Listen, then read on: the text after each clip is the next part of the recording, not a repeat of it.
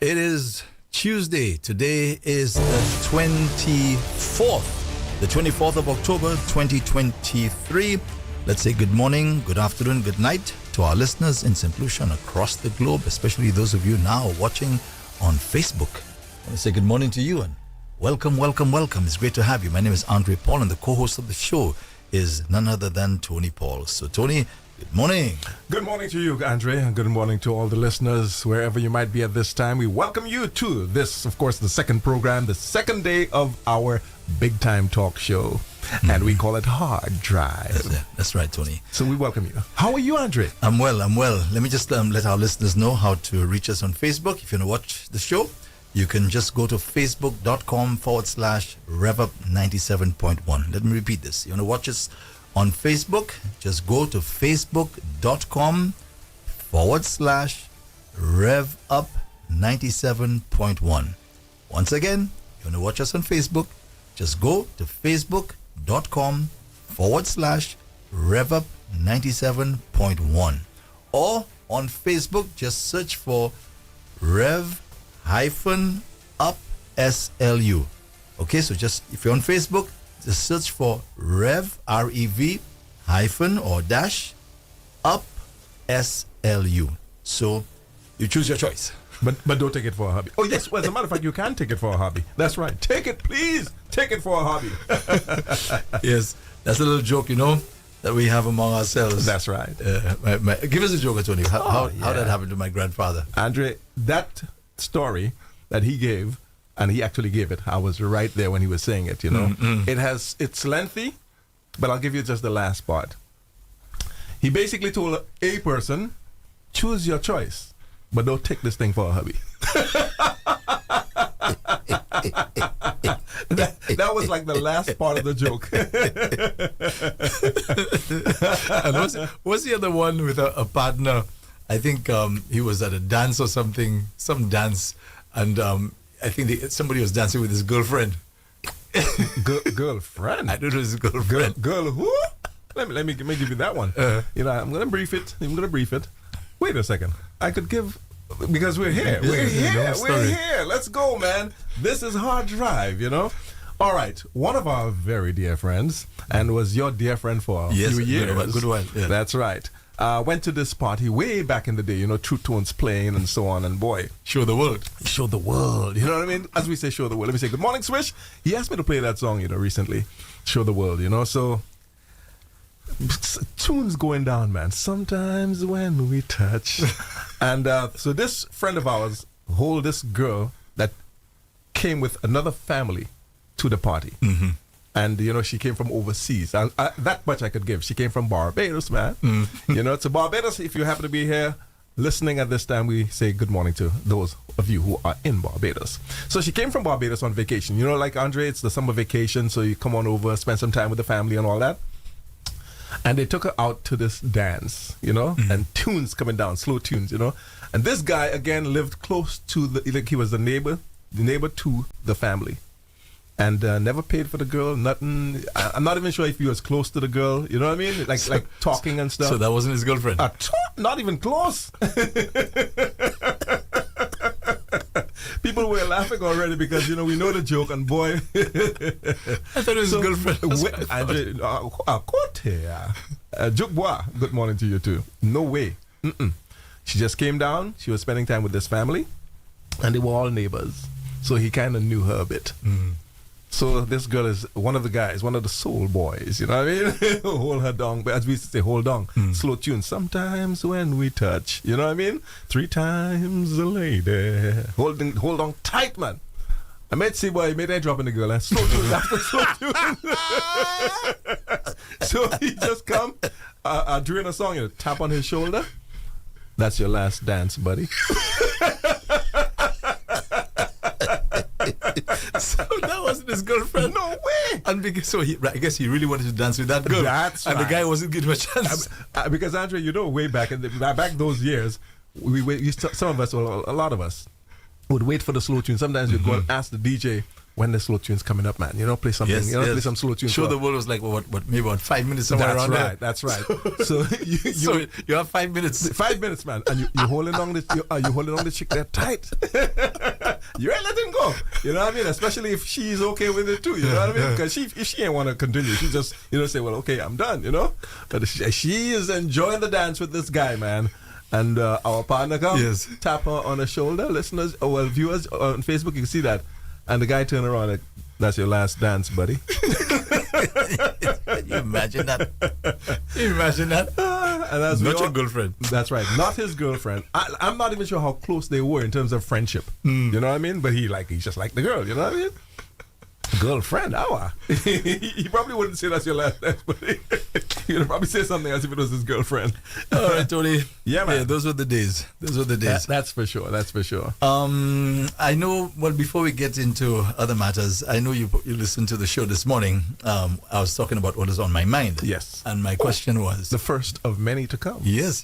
And the thing is, Tony, I'm really hoping that the folks who are listening, share with us, the weird things that they think about, because that's what I was thinking about. I remember Mama and so on, and I was just wondering, if she's alive someplace, will I see her again? And if I see her again, will I recognize her? I know I've had dreams about her, and I see her I know it's her, just a much younger version, right? So we have all these questions going in our minds and no real answers, really.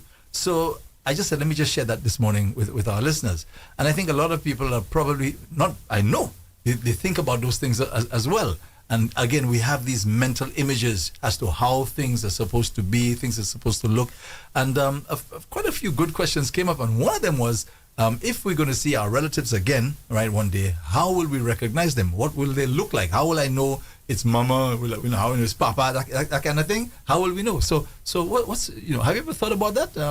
Our dead relatives, and do you pray to them, or do you pray on their behalf, or you ask them to pray on your behalf? That sort of thing. Ever cross your mind? Since they supposedly have now a relationship with God. Exactly. They're dead, right? Yeah, exactly. No, not at all.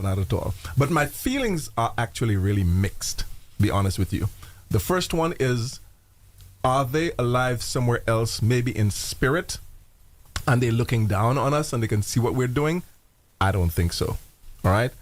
It was in the Bible, because I guess some people actually quoted the Bible and said that when the dead knows nothing. I think Jesus Christ himself, for those of you who perhaps believe in the Jesus Christ said the dead knows nothing.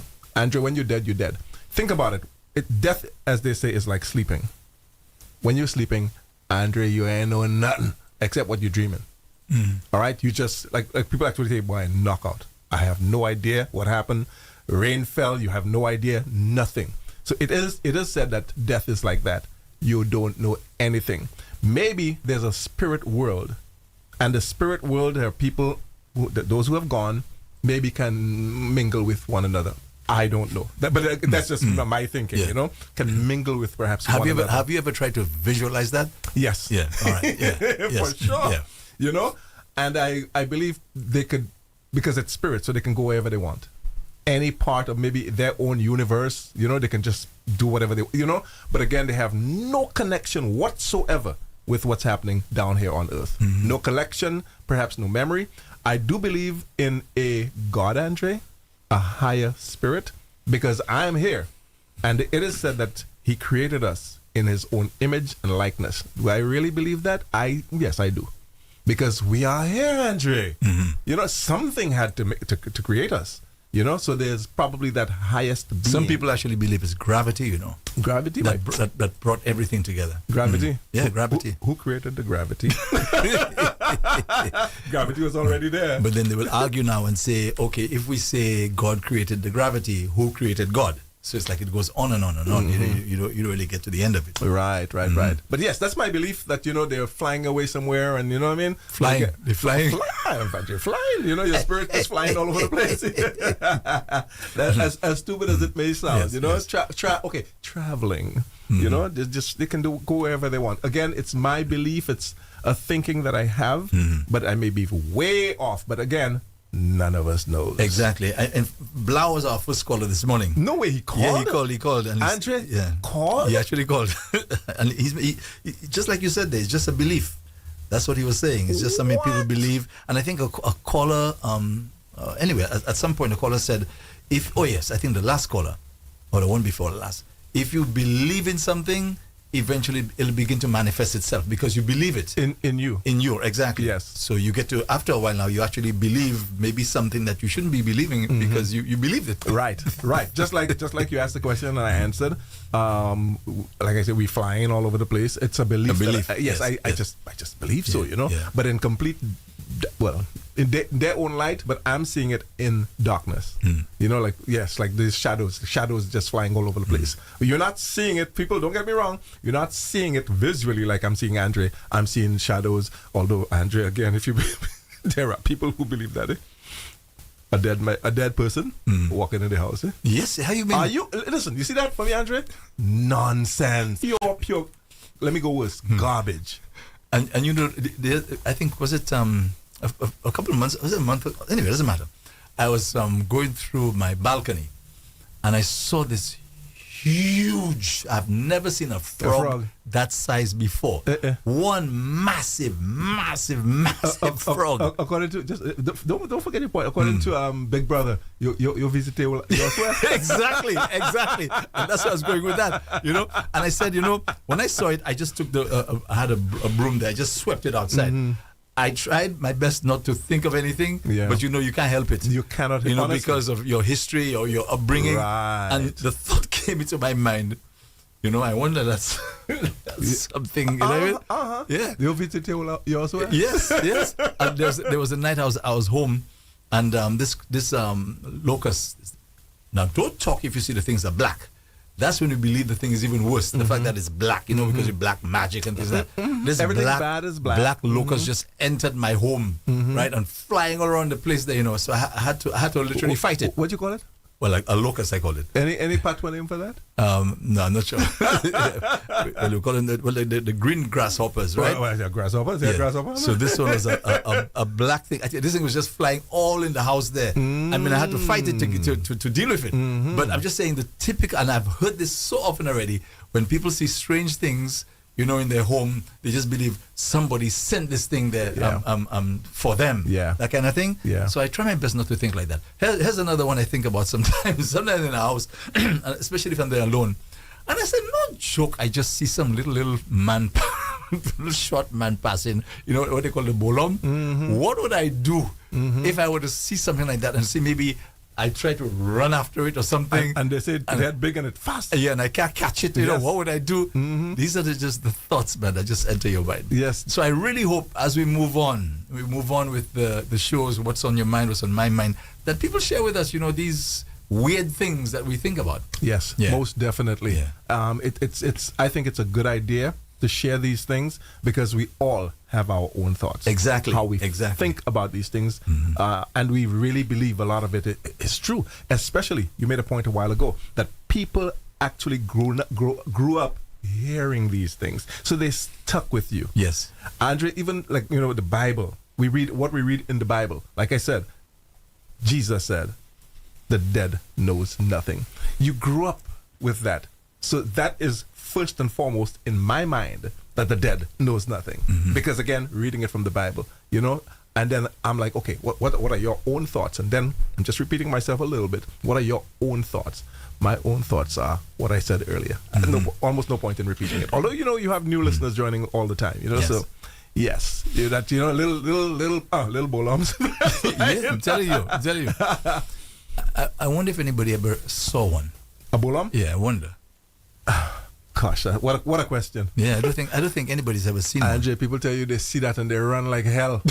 Yes. That's why they probably came up with these stories that, they see what it look like, a big head, small body, and it fast. Probably all in your imagination. Because the place, one thing, you've never seen it during the day. Huh? Exactly. That's true. It was always at nights. Yes. Remember a story Papa gave one time about how there was some coffin that was in the middle of the road somewhere. A coffin was in the middle of the road, and he said he had to sit on On the He coffin. had to sit on the coffin and smoke cigarettes until daylight. Until daylight. Until daylight. Otherwise, you couldn't pass it. You can't pass. So he sat on the coffin. I mean, how often do you see a coffin in the middle of the road? Andre, that's a new one. He said, As you're saying this, I vaguely remember it. Yes. That's a new one for the boys. Because, Andre, in all the many jokes that we have about Lakatan, that one has never been said. yes. I swear to you. So he saw this coffin in the middle of the road, man. And he sat on it, man. He just smoked Until daylight. until daylight. Hey, people, it is just registering in my brain what was said there, you know. And honestly, I thought I knew all Lucky jokes. No. Give that one. Give that one. Yeah. So And then, the 36 men he beat. but what I wondered, what happened after he smoked? Did the coffin, disappear or something like that? I mean, gosh, man. So you know the one about the 36 men that he beat? Oh, gosh, of course. And by the way, that was endorsed by Mama. Eh? Yes. Yeah, You she know? said it really happened. And that's Yeah, the thing. man. We are Fire. My grandfather said. By the way, folks, Fire is our chief engineer. He's there with us, taking care of things, ensuring that you see, everything is just perfect, especially on Facebook. My grandfather, Fire, said he beat 36 fellas 36 precision in Grosselet. 36. I don't know how he Not was 36. boy, they might have been around 35. They might have been about 40. No, 36 And he said that happened in Grosselet. in Grosselet. Right. You know, He said that I think his friend called Mose Joe. Man. So you remember that? Mose Joe. Mose Joe. They were beating up on Mose Joe. And he said when he saw that, he couldn't take it. That's right. So he just joined the fight, man. Yeah, man. And he said he just started throwing fellas behind him. Not. Let me see. Was that part yet? Yeah, He say he started fighting, right? And giving the fellas licks. But then they kind of grab him and they throw him down a precipice. Don't forget that part. I forgot that part. The precipice. So there's a precipice in Grosselet. It seemed as though there was a precipice in somewhere in Grosselet. I wonder if it's still around. Good question. You know? Grosselet. Yes, that's right. So they throw him down a precipice. 36 fellas. Because you know what I mean? That's a lot. So he said he revived. And when he revived, he hung up at the top of the precipice. Bzz, bzz, bzz, bzz. Fellas, that there's so much. They sound like bees. He just said, I didn't remember that part. What? Andre, that's the famous part where all the boys love, you know? Bees, man. Bzz, bzz, bzz. So he said he gone back up now. Well, first, he said a prayer. Yeah, he did. He said a prayer while he was down there and he went back up. And that's when fellas started to get licks. And you remember the part where some of the fellas, like, he feeling something like a little mosquito on his shoulder, and he just grabbed and when he just threw it, one of the fellas' woman, he threw like that. They came to help. They came to help, you know, because you beating my boyfriend, you beating my husband or whatever, you know. So they came to help and bam, bam, bam on his back. So he said, "Oh, wait, I feel a little mosquito, you know, on my just do so and throw a woman that he threw it. And you know, privately now we said to our grandmother, "Mama, did that really happen?" And she said, "Yes, it happened." Said, yes. And when we got a lot older, we had more understanding. You remember what we asked her? "Mama, did that really happen?" And she said, "Liki di moi sa." Say sai di moi. Meaning, that's what he told me. So she believed it. Yeah, I believe it. Anyway, Tony, let's get to some serious stuff, man. Serious stuff. The police commissioner, Cressida Peleus, right? She is meeting with the hierarchy of the St. Lucia Police Force, and apparently, you know, because of the crime situation, they're thinking of designating certain crime hotspots, right? Certain communities as crime hotspots. Now, I know from experience that, say, you have Mondedon, and you have some other area near Mondedon, right? Graveyard.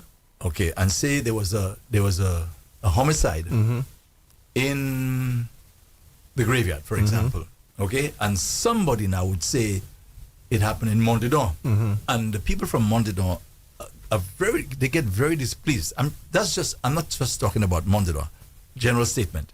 Once you say some sort of, especially a homicide took place in their community, and they feel as though, well, this is not our, it's over there on the other side, no matter how close they are, because, you can say Leclerc, right? And then maybe the thing happened with maybe CDC. Exactly.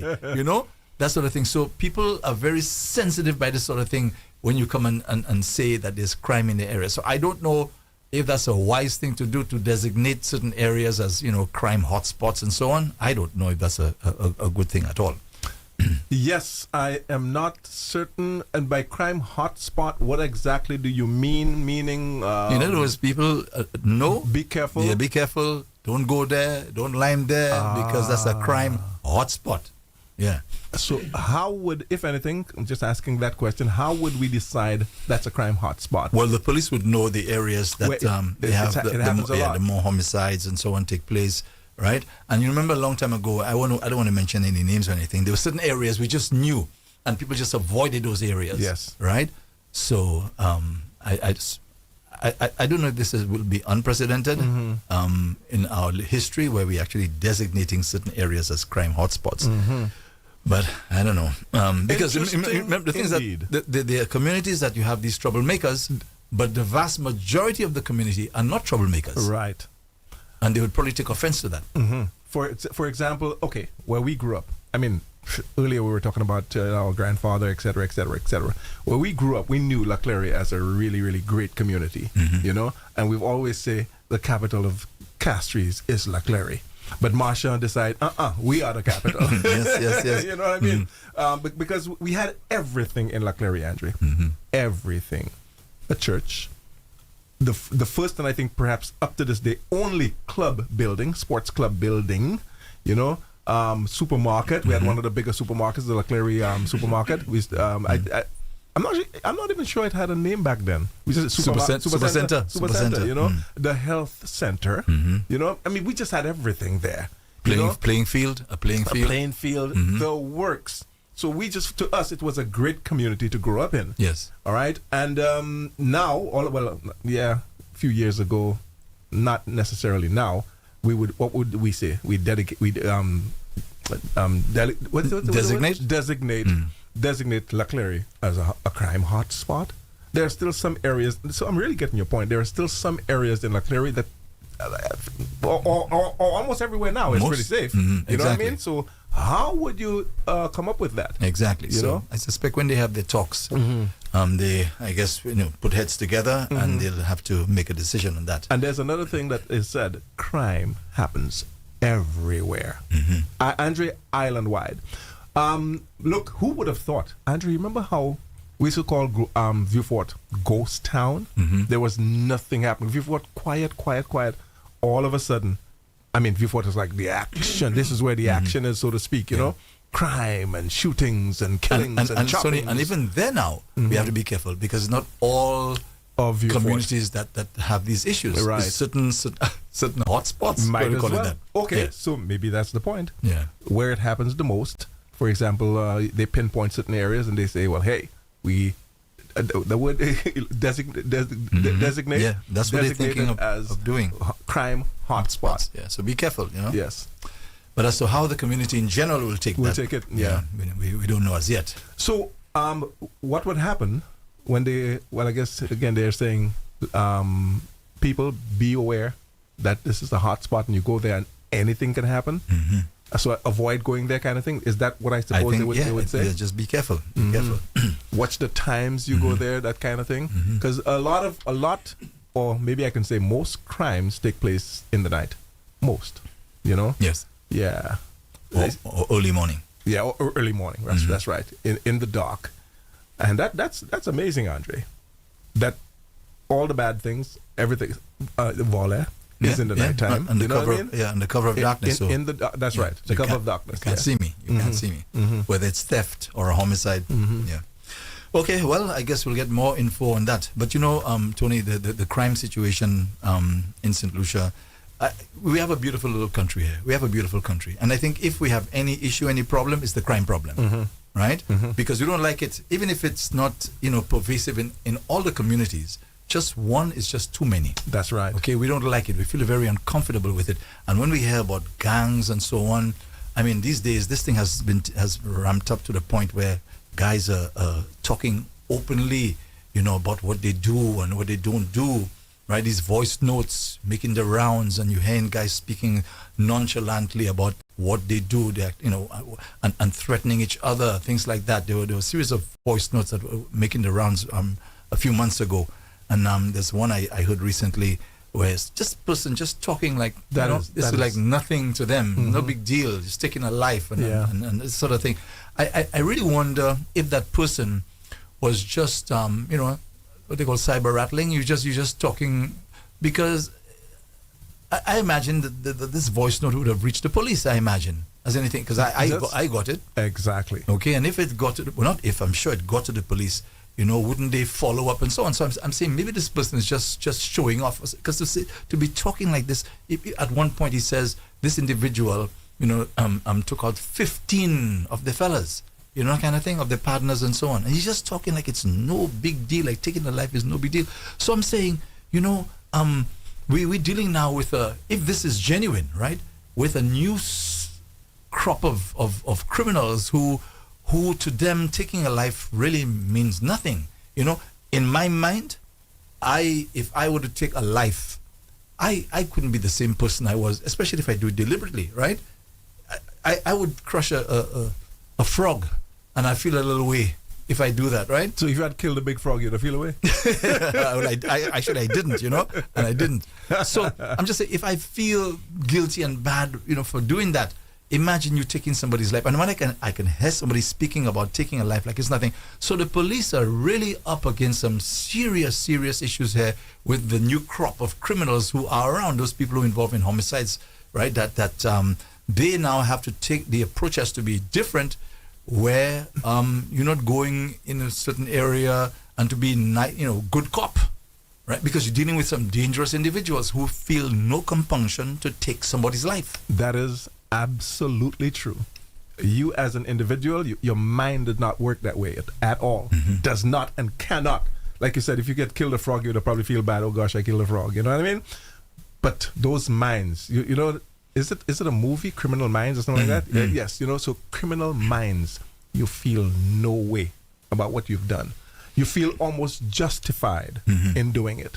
Whether you're hired to do it, because that's just what you do. You feel no way. After you do it, maybe before you do it, you take a get a little high, take a little something. After you do it, you go and celebrate. You take another high. You understand? And Tony, it'll be interesting to find out what would have led somebody to become that kind of individual. What would be their history? What is it that they went through? Their life as a child, as a baby, as a teen. You're touching it. Yeah. What is it that they have gone through that would make them now become that kind of person? So now, since we know that this is what we're dealing with now, right? So the police now need to really get serious in terms of the detection rate. That when people are involved, in fact, let me just say the police, our government, right, tackling this problem of crime. We have to ensure now that we have a high detection rate, meaning when the police do their investigations, there's a high probability that this person will be caught, right, and charged, and then now put in prison, because now the whole world is, moving in the direction that we don't want to execute people anymore, right? So now we're talking about incarceration, and incarceration, the possibility, of the person being reformed and that sort of thing. But I'm just saying, moving forward, right, governments now have to pump resources into the police force to ensure that they're equipped now, right? They're properly equipped, right, to be able to resolve the crimes. So that it leads to an arrest, it leads to being charges being proffered and so on, and then now you take it through the system, and this person is found guilty. I mean, once they're treated justly and fairly, you're found guilty, and then we put you away for a long time. I was just going back in my head while you were talking of one of the things you'd say, what would make a person become that, right? And here's one of the answers. You're not afraid to die. Exactly. Andre, there are some probably the younger ones. You're not afraid of anything per se. You've just decided, life is kind of useless, and if I go, I go. So I'm going to do what I think I have to do. So there's no value. You place no value on your life, and you place none on others' life as well. I think for me, the bottom line is love yourself. If you love yourself, Andre, you're going to start loving people the way you love yourself. You know, they say love thy neighbor as thyself. So once you love people, I got some friends. Let me tell you, I got some really good friends who just love people. You know, when we're together, we have such a great bond. You know, someone said to me a few years ago, I don't think I've ever said that on the radio. I'm saying it for the first time. A lady said to me some years ago, men do male bonding, women do male bashing when they get together. When we get together as men, we bond. You know what I mean? And that's what it's supposed to be, you know. As far as I am concerned, it's supposed to be a bonding. And we have found that, Andre. You know, the boys that I hang out with, we have found that little bonding. Andre, we quarrel, tell each other the worst things. When it is said and done, we get together. Hey, take care, man. We'll catch up next day or next week. We good. Right, but Tony, I think you need to explain to the ladies what you mean by the ladies. Male bashing. Male bashing. Explain what do you mean. What do you mean by that? When they get together, they talk about us males, what we do, what we can't do. You mean negatively? Negatively, yes. Yeah, negatively. Some have said that no, they don't really do that. Sometimes they just do the girl stuff, you know. Talk about themselves and their beauty and, you know, things that they do to beautify themselves and what they're going to wear, what they're going to... Yes, you know, they do a lot of that too. But the male bashing is somewhere in there sometimes. Now don't you think there's a possibility that maybe the males, right, sort of the cause of the male bashing? Because maybe this lady or these ladies are going for, I'm just saying maybe, for a rough time with their guy or the guys that they've had in their life. Right. And maybe the track record is so bad that they just find themselves, you know, saying bad things about the guys. They want to talk about it because, Andre, of course, you know that for sure. It is said and has been said that women, to get things off their chest, they talk to their other friends. You know, female friends. Sometimes they talk to male, but mostly they're female friends. They talk to them, get things off their chest. We just keep it inside. You know, we're going through this thing with, let's say, our girlfriends and so on, or our, you know, we just keep it inside. Perhaps because we ain't one of the guys to think we're soft. So we ain't telling nobody. The women, this is the situation. He this and he that and he do me that. Hence the male bashing. Exactly. It's the male bashing. So maybe, maybe I say maybe we're the cause. Maybe we're the cause. Or this fella come and approach me and he all dirty and, you know, his mouth smelling and right. Male bashing. She may like him, you know, but maybe just so Tony, let me ask you something. When the guys get together, right? You guys as mature men now, right? Because I know when we were younger, what we talk about, right? Yeah. And we talk about girls and what we do and didn't do with them. At your age now, when you meet with the guys, do you also talk about those things? No. All right. Absolutely not. And if anybody does it, we go like, oh, okay, it's yeah. Yeah, but no, not at all. Talk about stuff like, you know, this program. When we get together, we'll probably talk about this program. For the first week, we're taking calls and we're chatting and so on. So that will come up in our conversations. We'll talk a little touch on football. We'll talk some politics. We'll talk a lot of stuff, let me tell you. And Andre? Sorry. Lucky jokes. Up to now. Up to now. But I tell you, Andre, the new one you give there, boy, that's a new one. That's a new one. We have never, none of the guys have ever heard that. That was probably, because what I said to them, there are a lot of in-house jokes, you know, because we lived it. Remember? So this is something he probably only said to us. You understand? Yeah. Right. So let's hope they're not listening. So just going back to the crime thing, yes. This morning I was reading in Trinidad, where so far they have 467 homicides for the year so far. That's in Trinidad. I was checking Jamaica, the statistics there. I couldn't get the latest statistic, but I think the shadow minister, I think for national security in the opposition, Mr. Bunting, he said that Jamaica is on course to having like 1,400 homicides by the end of this year. Every year. 1,400. Yeah. Every year it pushes up to 1,000 plus in Jamaica. Yeah, and even then now, sorry, in Jamaica you will hear these things are confined to certain hotspots. Right. It's not. And perhaps that's where we are taking our cues from. These bigger, so-called bigger islands, or you know, the Caribbean islands. We're taking our cue from them. You talk about designated hot spots earlier.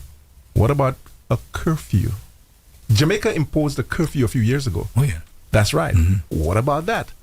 You know, for a certain time, say, hey, case closed, no activity. You know, perhaps that's something we could probably look at as well. But there was a pushback in Jamaica. Powerful pushback on that one. With the curfew. Yeah, because you have law-abiding citizens. Sorry, who want to live their lives like normal, right? I'm not responsible. Why do I have to be under a curfew? Right. I can't do this. I can't do that. I can't go out. You know what I mean? So you get a pushback. But Tony Boy, just I have to go back to the what's happening in the Gaza Strip. There. Yeah, I gotta go back. I gotta go back there. I'm watching this thing very, very closely, and I'm sure I will see the hypocrisy in the world. You know, Vladimir Putin, right now, he cannot go to certain countries because if he goes there, there's what they call an international arrest warrant out for him. And the crime is that, what they call a crime against humanity, is that he was taking, I think he took or kidnapped, whatever you want to call them, children during the war there. Ukraine? With Ukraine, took the children, brought them over to Russia, and gave the children up for adoption and things like that. So literally you're taking your children away from parents. So that is considered a serious crime against humanity. Okay? So there's an international arrest warrant out for Vladimir Putin, and I agree.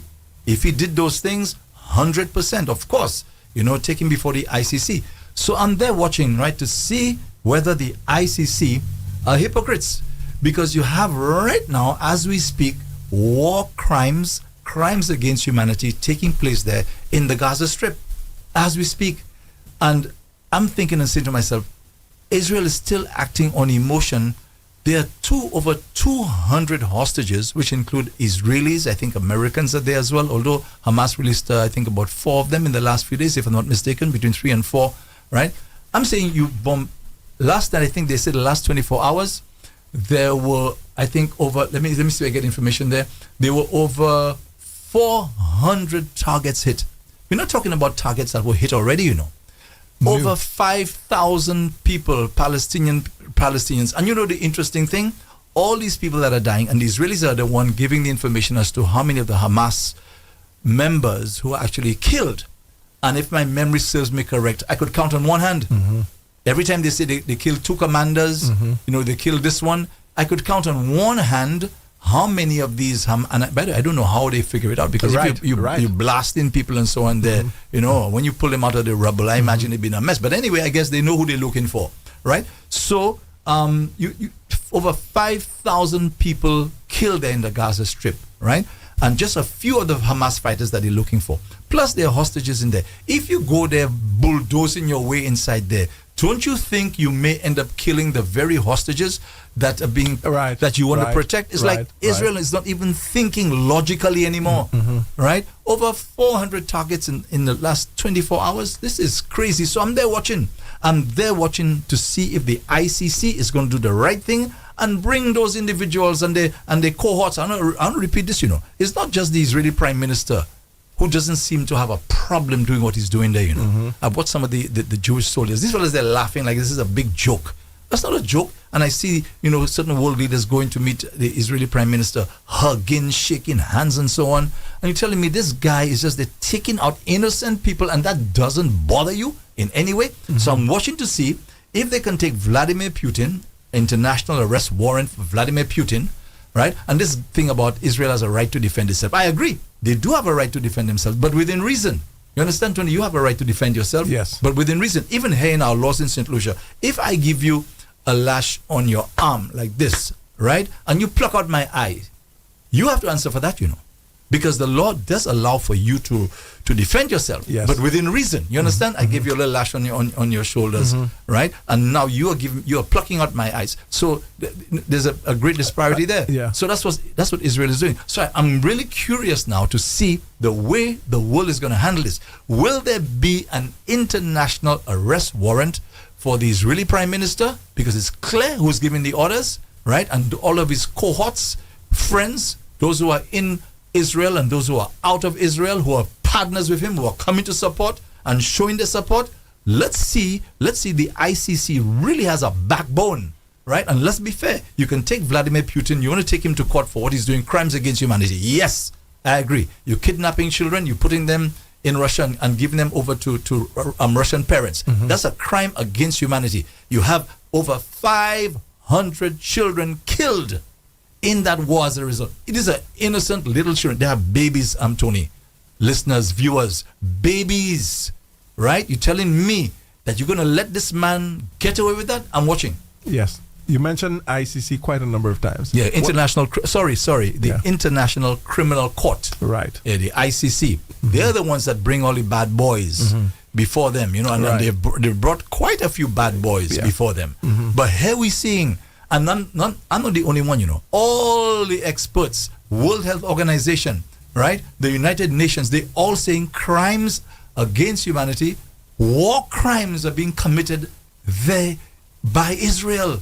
So let's see, and let me make a final point, because I know a lot of you are very, very sensitive where Israel is concerned. I'm not talking about you, Tony. The ICC? No, they're a group of people, right, especially the evangelicals in the United States. The evangelicals, they have convinced the United States that if you touch Israel, you touch God.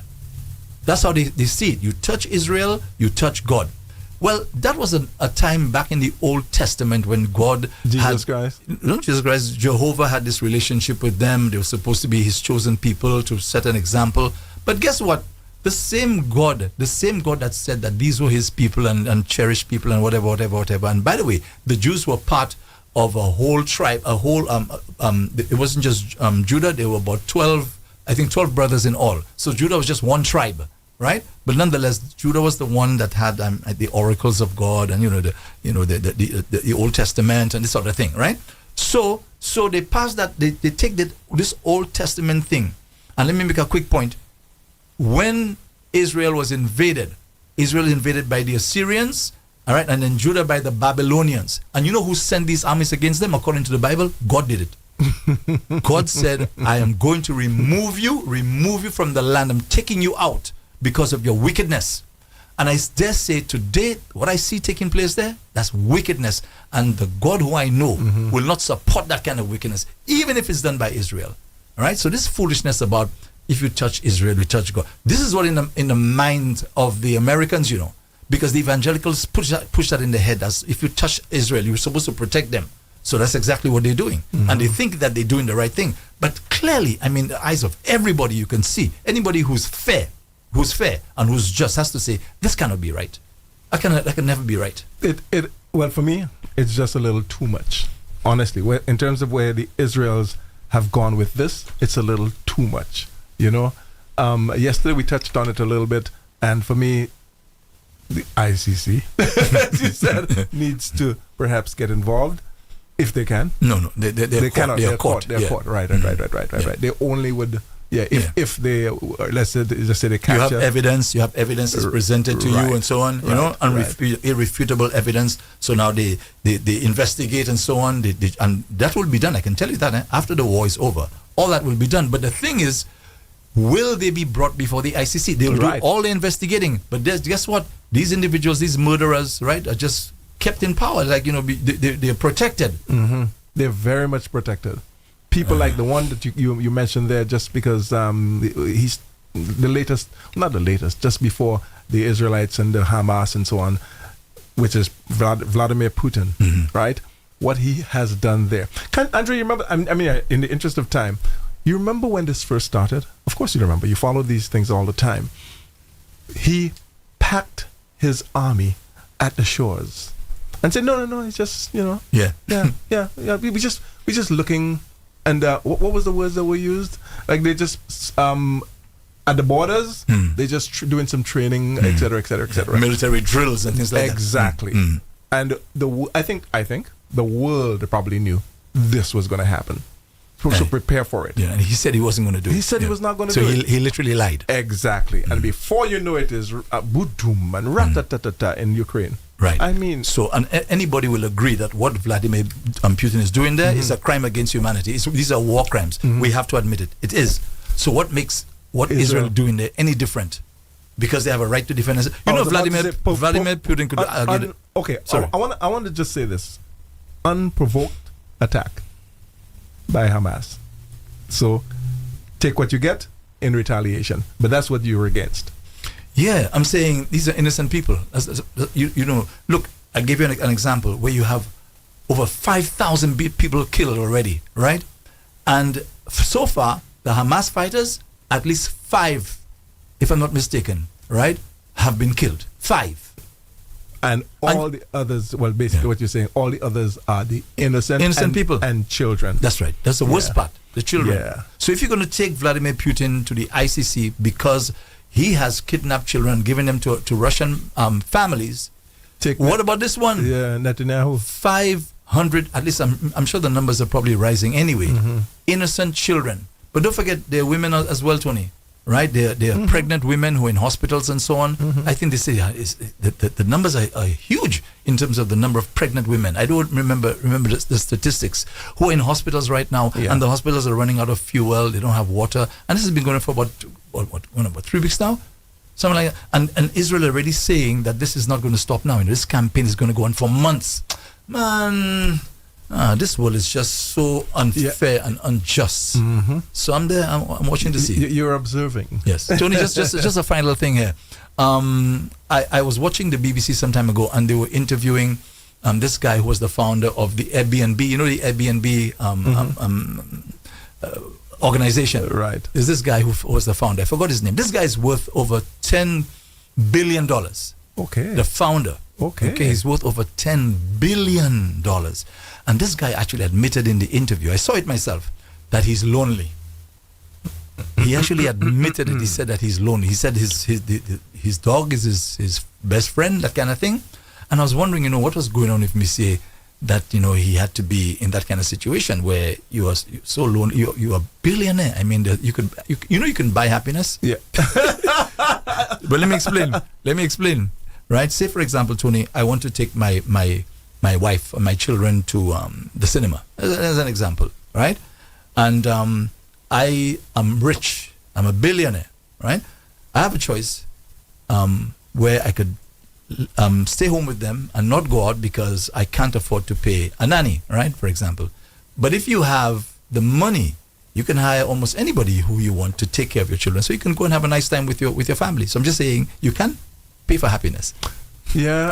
In that context. Yeah. Right? So Tony, this guy said that he's unhappy. I came across a survey that was done, and they're saying, if you think you're lonely, and there's a song that says, if you think you're lonely, wait until tonight. But anyway, that doesn't say that. They say you're actually in good company, because nearly 1 in 4 adults, according to the survey done by Meta Gallup survey, reported to be feeling very or fairly lonely. 1 in 4. That's a lot. That's the important word there, Andre, is feeling. You can have 10 people around you on a daily basis and still feel lonely. Because I think it's an individual thing, how you feel. You're not satisfied. It could be all of that. You're not satisfied. You're not comfortable with maybe your surroundings. And it's all within you. It's in you to feel, because again, you could have so many people around you but still be lonely. Isn't that amazing? Very amazing. In fact, the survey actually says that the survey was taken across 142 countries. 24% of people aged 15 and older reported feeling very or fairly lonely in response to the question. The survey also found that the rates of loneliness were highest among young adults. Young adults. You shouldn't be surprised by that, Why do you think that is? Young adults, they're feeling lonely. And funny, they're the ones who have, the whole future ahead of them, and they go to the parties and they have the good time. That's the scary part. You just do not know what the future holds. And because I was there. Remember, we were there too. At that age, you have no idea what life is, what to do. You just know you do certain things. You don't know if it's right, and because maybe the guidance that you get and all of that is not it's not what is supposed to be proper guidance to guide you along the way. So you just end up being like, okay, what am I doing here? I remember this, like your especially in particular in your teenage years, Andre, where you don't know what you want to do. Let's just say you just finished school. You confused. That's the word. Good. You're confused as hell. You're just confused. You know what I mean? And again, you don't have the proper guidance. Sometimes, there are people, again, I said it yesterday, I'm going to say it again. There are people you could probably go to and speak with them, and they will probably help. But we don't want to go. So maybe young people, young adults, maybe are very anxious about things, about life, about the future. Absolutely. And I think they face challenges. Now, when you're older, you tend to be more mature and maybe a little more experienced, and you have more wisdom, so you're able to manage the challenges. When you're a young person and you have these challenges in your life, sometimes you don't even know what to do, how to handle them. That's right. And you don't want to share it maybe with your parents or a friend. Yeah, so you're going for a very anxious period. Right there, the loneliness steps in. Yes. Because you feel alone. And what it's is a feeling? Yes. What is interesting about the survey? It says the lowest rates of loneliness were found in older adults. Older adults. Yes. Yeah. But that's almost understandable because a lot of times you're older and you're just there kind of by yourself. You and the way you have lived your life, maybe people themselves don't want to be around you. So they come around you for a short while, and again they say, "Meet troublesome man." When they meet just troublesome, so they avoid you. So you find yourself being by yourself a lot. Yes, that's a very interesting thing about being lonely, boy. And we all have been there already. Yeah. Yes, we all have been there at some point. Yeah. Andre, but I do know for a fact, Tony, I know how to enjoy my company. Oh gosh. Okay. Oh gosh. I can enjoy. I don't get bored with me at all. I'll be honest with you. As your brother and everything, I'm surprised. I am shocked to hear you say that. I thought you liked people around you. Huh? Tony, you're the one who likes a lot of people around you. You and the boys. Me and the boys. But everything has its time. You know what I mean? When I'm around them, it's great. Like I said earlier, it's great. Guys, y'all know already. When we're together, it's great. But Andre, as you know, Monday to Thursday, I'm home. Do you understand what I'm saying? I am home. So, Absolutely love spending, and I've said that to them. Love spending time by myself, with myself. You know what I mean? Your own company, my thoughts. I love it. Preparing for the program, preparing for work, preparing for the next day, preparing something to eat. Andrew, I just love it. So you're surprised at me now? No. Actually, I'm not surprised. Okay. No. I know how you roll. Okay. Okay, Tony. Are you kidding me? The best part now. Yeah, the giveaway. Gosh. Yeah, we're giving away some cash, folks. $97.1. That's how we roll. Yes, that's right. And that can now be yours. And let me just let our listeners know you can call us at 572-9710. That's the fixed line number, 572-9710. Or the WhatsApp platform, 287-0971. 287-0971. As you said this morning there, it has a lot to do with our frequencies, both numbers, 97.1. That's right. And we're giving away $97.1 as well, right here, right now. No calls yet. Well, let me just tell you how it works. The way it works is that we ask you to call. We'll ask you a first question. All right? That first question is worth $20. You win your $20, you answered correctly, we give that to you. That's yours. You keep it. If you say, I would like to continue to play for $40, which is double the first 20, then of course, we add that $20. Ask you a second question. If you get it right, $40 is yours, etc., etc. We go to 60, we can go to 80, and then we go to, with the last question, $97.1 can be yours. Okay, Tony, we have a caller on the WhatsApp platform. Good morning. Hey, good morning. Good morning. Hi, good morning. Morning, sir. How are you doing there? I am doing wonderful. How are you? Very well, thank you. Where are you calling from? Castries. Castries, meaning downtown, right? Yes, downtown. All right. You're on the job? Not quite. Okay. No worries, no worries. Just a little exchange with you. You know what I mean? You're on the WhatsApp call, so that's free. Oh, yes. Yeah, So man. good to go. All Okay. right. Proper. You know how it works? Yes, I do. All right. Very good. So you ready for your first question then? Let's get it. Let's go. Let's go, partner. Let's go. Let's get it on. For $20. For $20. $20. Here is your first question. If you miss it, we say goodbye to you immediately. You don't move on, all right? Oh, my goodness. We don't want that, eh? Yeah, but let's hope you don't miss it. Here's your first Okay. question for $20. Where is the NRDF located? NRDF. In where? You asking? What did he say? He's asking. He's asking NRDF. Oh, that's what he asked. NRDF. Because for me, I'm hearing it a little muffled. I'm not exactly hearing what he's saying. Yes. You hear me? I'm hearing you clearly now. Let me just ask the question quickly because, again, we're running out of time. It's already 10 o'clock, as a matter of fact. 11, my bad. Where is the NRDF located? I think it's Blackberry, you know. Somebody must fill him in. You know what I mean? He buy time. Don't worry. Don't worry. No. Don't worry. Not a problem. Okay, let's go. I have my $20 anyway. Congratulations. NRDF is located in La Claire.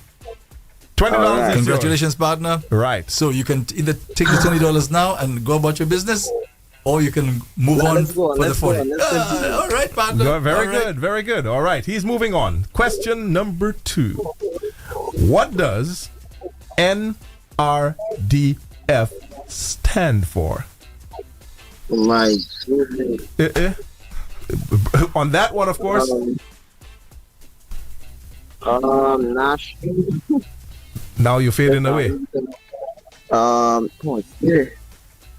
NRDF is national. You have 10 seconds, partner. Okay. National. Oh, my partner. It's not national. Yeah, All right. Yeah.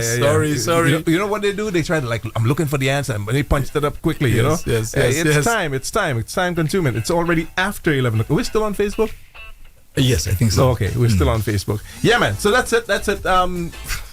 We wish we could have continued, but no, man. No, we gotta end it. We got to end it. Yes. Sorry about that, caller. You got it 20 and NRDF. Well, I guess I could give the answer. You know. Yes, you have to. National Development. What? You don't know? Of course I know.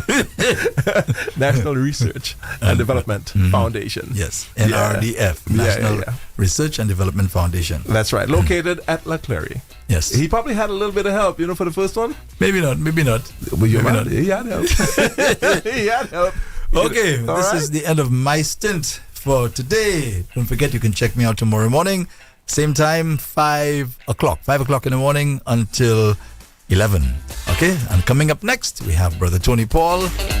And then, Tony will be here until 3 this afternoon. And then from 3 until 6, Zen the DJ. So thank you for listening and thanks for viewing. Andre Paul on behalf of Tony saying, so long.